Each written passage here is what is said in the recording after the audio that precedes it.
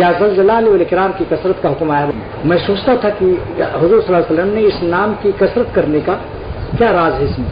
العزو بے یا ذل جلال والاکرام، یا ذل جلال والاکرام زیادہ پڑھا کرو.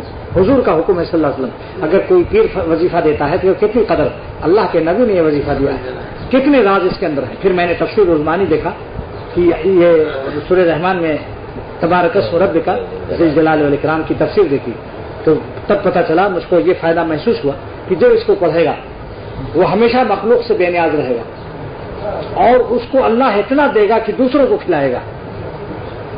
یہ راز ہے اس میں نبوت کے ہاتھوں سے اور زبان نبوت سے اللہ نے امت کو عطا فرمایا ہے. کوئی راز تو ہوگا ایسے تھوڑی تھوڑا یا کثرت سے بولو. جب اس کی تفسیر دیکھی تب پتہ چلا. یا ذوالجلال معنی کیا ہے؟ ذوالجلال صاحب الاستغناء المطلق، مطلق مستغنی، سوا اطلاق جو ہے یعنی مکمل مستغنی.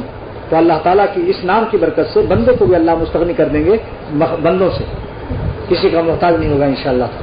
اس لیے علماء اور طلبہ حضرات کثرت سے پڑھتے رہو.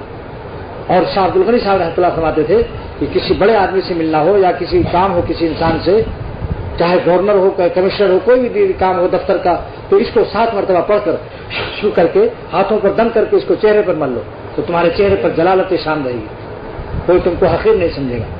وائزین کو بھی پہلے بات سے پہلے دم کر لیں، اس سے پبلک پر ایک قسم کی عزت رہتی ہے، کوئی حقیر نہیں سمجھے گا انشاءاللہ. یا ذوالجلال کا ترجمہ کیا ہوا؟ صاحب الاستغناء المطلق.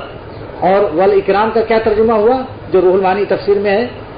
صاحب الفیض العام. کیونکہ مکمل مستغنی والمزاج جو ہوتے ہیں عموماً کسی کے دکھ درد میں کام نہیں آتے.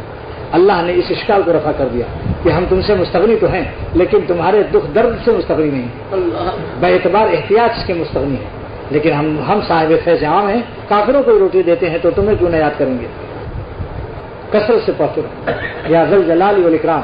انشاءاللہ چہرے پر روب رہے گا، کوئی آپ کو حقیر نہیں سمجھ سکے گا انشاءاللہ تعالی. جدھر جائیں گے باعزت رہیں گے اور مخلوق کے کبھی محتاج نہیں ہوں گے. اور آپ کو اللہ اتنا دے گا کہ فیض عام آپ کا ہوگا. کیوں؟ اس لیے کہ جس کا نام آپ نے لیا ہے صاحب الاستغناء المطلق وہ صاحب الفیض العام.